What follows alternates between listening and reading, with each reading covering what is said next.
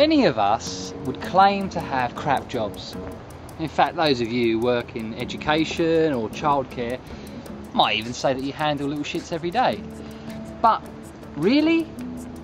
Actual human waste? Digging out feces from under your fingernails when you get home? I didn't think so. And that's because you're not a tosher. And there was an H in that.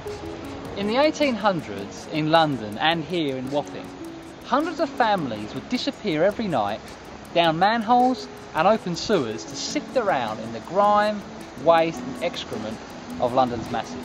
Now why on earth would they do that?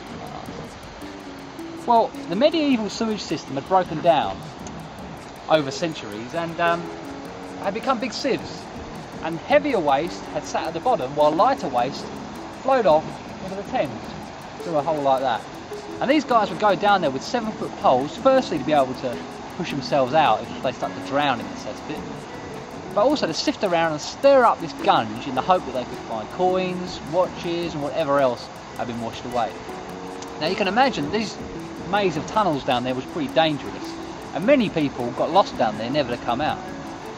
There was also a danger of sewer gases knocking you out and ultimately killing you, as well as documented events of hordes of rats, when disturbed, turning on people and attacking them. So this was a pretty grim job, as I'm sure you can imagine. Now, apart from the disgusting nature of this job and the obvious hazards, hundreds of people called Toshers decided that this was the way for them, because you could make more money doing this than selling stuff on the street.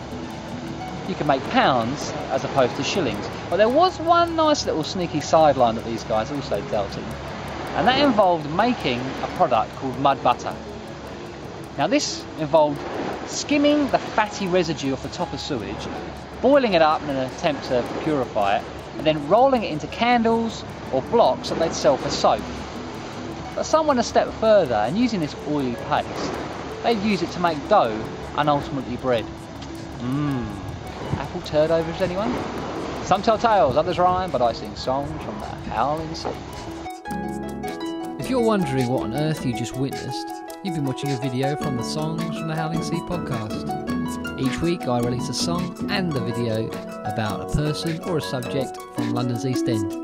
52 songs in 52 weeks. For more, visit www.songsfromthehowlingsea.com.